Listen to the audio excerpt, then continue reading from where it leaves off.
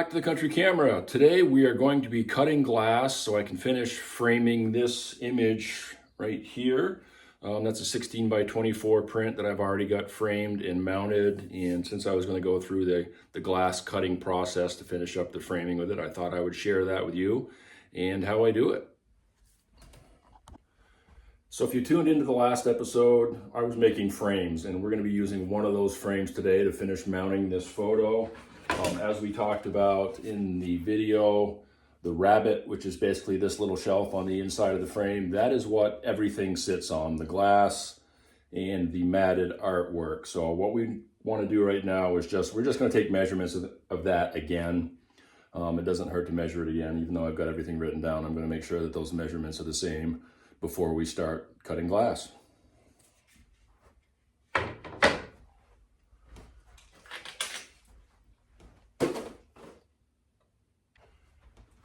All right, now that we've got our measurements from the inside of the frame, inside corners of the rabbit, which is going to be 27 9/16 for the long side and 19 9/16 on the short side.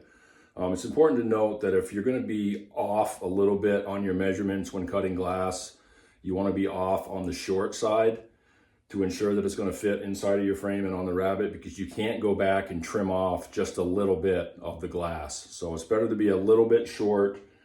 You can always put spacers in to take up some extra space with the glass inside of your frame, but if you're too long, you're not going to be able to just shave off a 1/16 or an 1/8 of an inch off that glass. Glass cutting just doesn't work that way. So be a little bit short if you're going to be off one way or the other.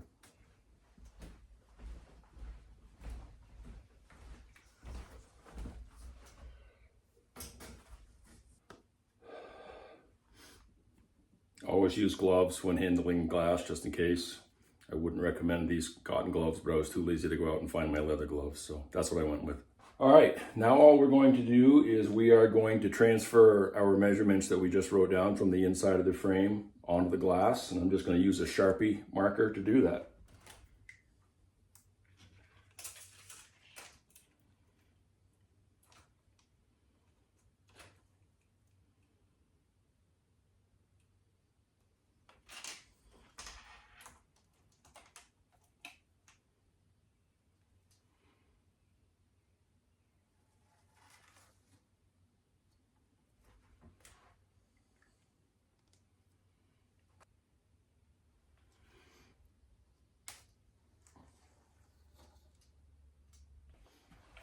What I'm going to do next is I'm just going to clamp down my straight edge on the line that I just made. That'll give me a guide for the glass cutting tool, just to ensure that I stay right on the line, and that'll give me a guide to keep that blade on.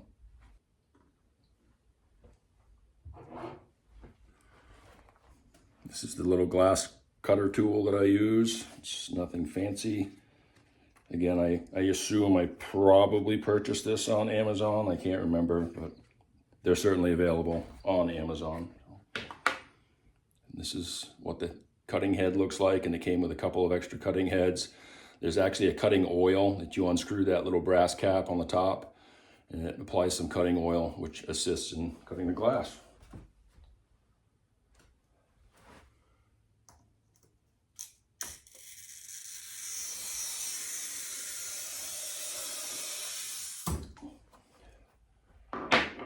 Okay, that was scoring the glass. You score the glass one time. From what I read, you don't want to score multiple times. Just you get one shot. That's why I use the ruler, score it. And then in the perfect world, we're going to get a nice clean break right on the line. I'm going to place this piece of wood underneath the glass.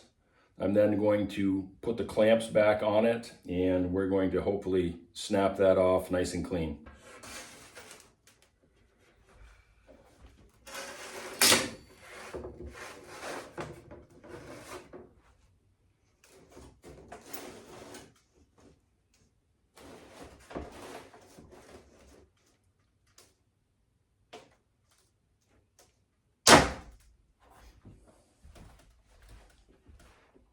Should be wearing gloves, but just to show you that actually, nice clean break right where we scored it. Just the weight of the glass was enough to snap that off. So that's one cut. We will take our extra piece of glass and get that out of the way. If you can see the width of that knife head, you have to accommodate for that a little bit when placing your ruler, because the blade is obviously in the center of that head, so your ruler, basically you have to be whatever that width is, about a 1/16 or so below your actual cutting line, so the blade, the actual cutting part of that head, is actually on your line. Double check, looks good. So what I'm talking about with placement of the ruler, again, the knife head is that wide. So when your knife head is placed on your straight edge, the actual cutting surface of the knife is actually on your line. So you've got to put your ruler that a little bit below the line, so your knife head cutting surface is actually lined up with the line that you want to score. Again, we're just going to make one pass scoring. Don't go back over it and do it more than once. So make sure you're good to go, lined up where you want it. Give it a fair amount of down pressure and score it.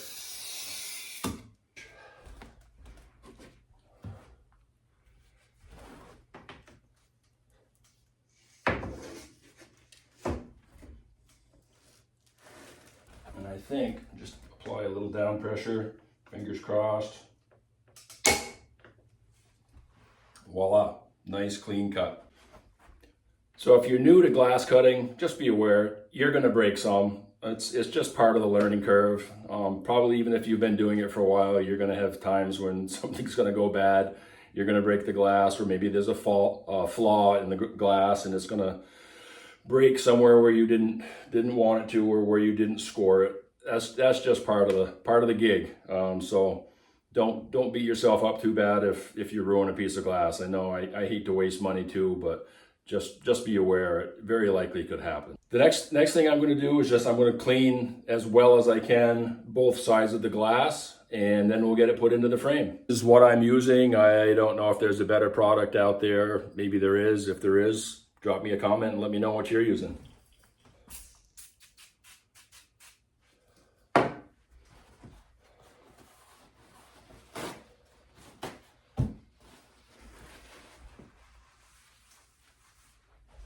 All right, so yesterday we got the glass cut. I've got it all cleaned up. I've got it set into the frame. Quite frankly, yesterday it got a little hot here in my workshop in the studio, so I called it today. We're back out at it the following morning. So yeah, the glass is set into the frame on the rabbit. Let's get that artwork mounted and finish this up. All right, here is our mounted and backed art that we're going to go ahead and finish framing. Make sure I get the dust off.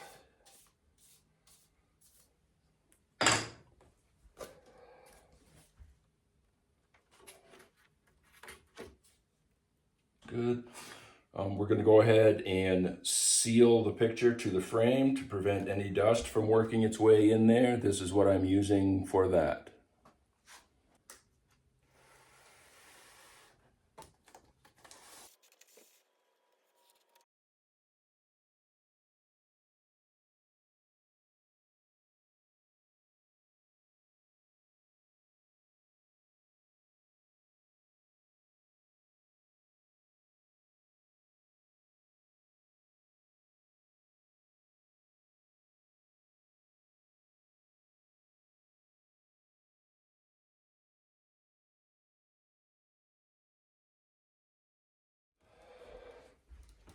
All right, that's it. That's the finished product. That's we just cut the glass, got it in the frame. We've got the mounted and backed photo placed in there. The only thing I didn't do on this image was I didn't drive any of these points.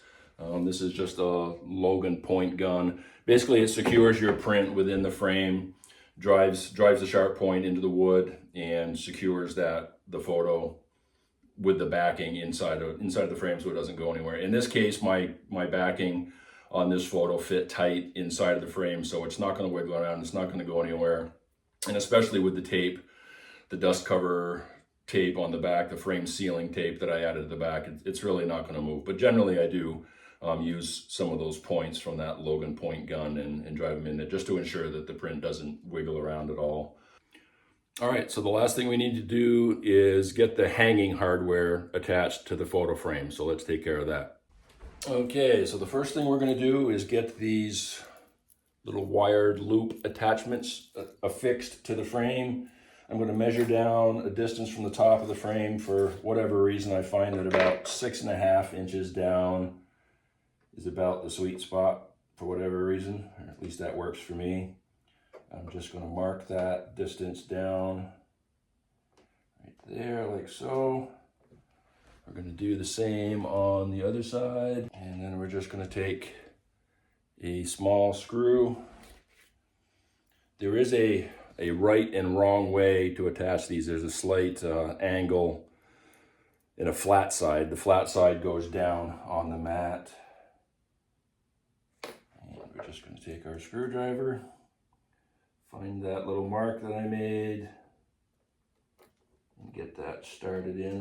And you don't want to tighten the screw down completely. You want it a little bit loose so that wire loop can actually pivot a little bit. So as you're tightening it down, just kind of keep a feel of it. And we're going to angle that at about, I don't know, we'll call it a 45-degree angle. And repeat the process on the other side. Okay, now we're going to move on to our hanging wire.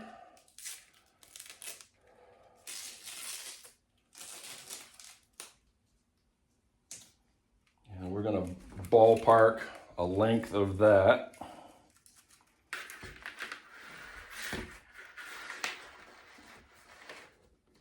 I'm going to run one side through the loop, run it through the other loop, and then again, I'm just going to kind of eyeball how long I want that. It's not a critical measurement. Then I'm going to cut it off the other end from the spool.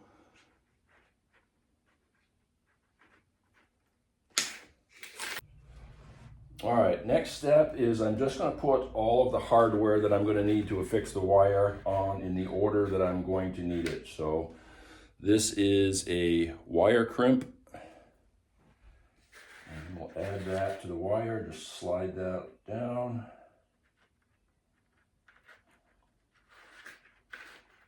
And this little black tube, that is a piece of heat shrink, and I'll show you what that does in a second.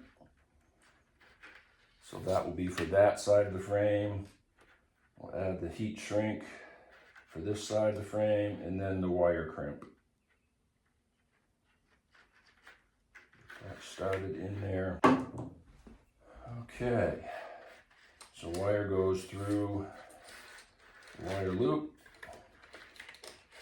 goes into the wire crimp, and you can kind of adjust that a little bit to how much overhang that you want. You just kind of do it by feel, more or less. Okay, then I'm going to crimp that wire crimp down onto the hanging wire.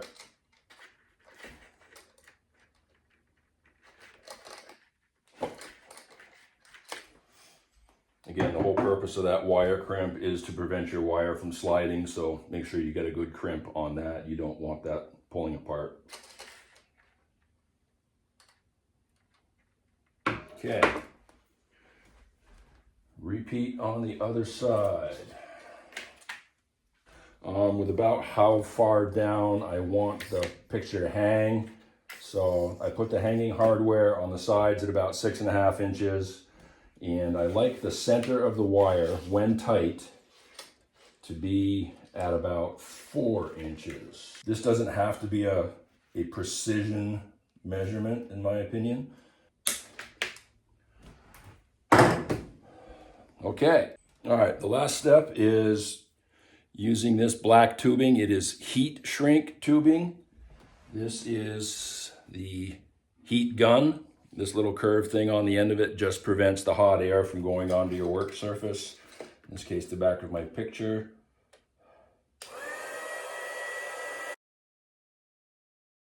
All right, so there you have it.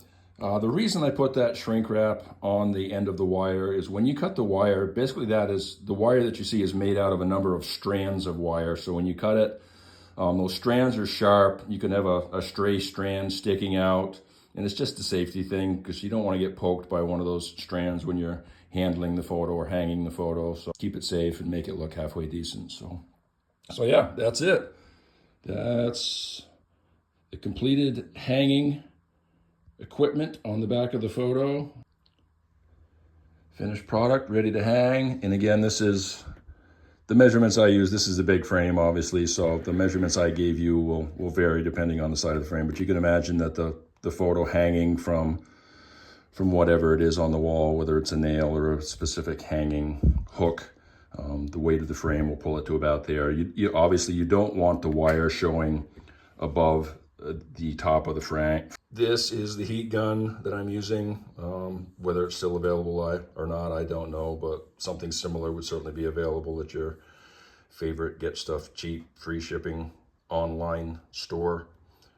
It also comes with a number of different size heat shrink tubes, so it's pretty handy. It's a pretty good kit. I've gotten a lot of use out of it, so yeah, that just happens to be the name of the brand, in case you're interested. But hey, do me a huge favor. If you like this video, give me a like, hit that subscribe button, and we'll see you next time on The Country Camera.